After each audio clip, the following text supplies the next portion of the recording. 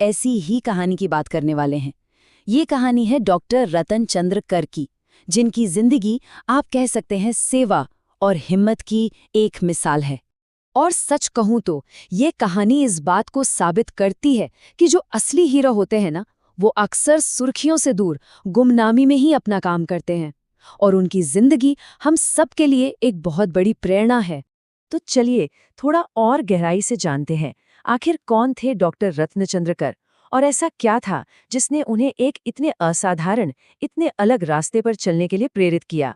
देखिए, उनका सफर शुरू होता है पश्चिम बंगाल के एक छोटे से शहर घाटाल से। वहां से वो पहुंचे नील रतन सरकार मेडिकल कॉलेज, जहां उन्होंने अपनी मेडिकल की पढ़ाई पूरी की और फिर एक सरकारी चिकित्सा अधिकारी के तौर पर अपने करियर की शुरुआत की। ये कह सकते हैं कि मानवता की सेवा की तरफ ये उनका पहला कदम था। और बस यहीं से उनकी कहानी में एक बहुत बड़ा एक निर्णायक मोड़ आता है। उन्हें एक ऐसी जगह पोस्टिंग मिलती है जो समझ लीजिए कि बाहरी दुनिया से लगभग कटी हुई थी, बहुत दूर, चुनौतियों से भरी हुई जगह, अंडमान और निकोबार द्वीप समूह। और वहां उनका सामना होता है जारवा जनजाति से।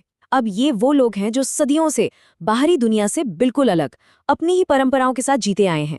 तो सोचिए, ऐसे समुदाय को स्वास्थ्य सेवाएं देना सिर्फ एक मेडिकल चैलेंज नहीं था, नहीं, ये तो उनकी सांस्कृतिक समझ और गहरे सम्मान की भी एक बहुत बड़ी परीक्षा थी। डॉक्टर कर इस बात को बहुत अच्छी तरह समझ गए थे कि असली इलाज सिर्फ दवाइयों से नहीं होता, असली इलाज तो भरोसे से शुरू होता है।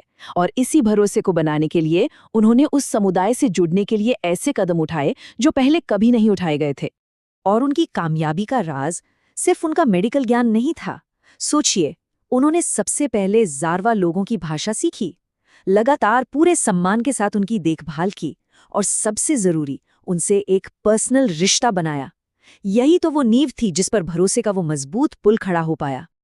और फिर वो वक्त भी आया जब उनके इस समर्पण की, उनके इस भरोसे की सबसे बड़ी परीक्षा हुई। एक ऐसा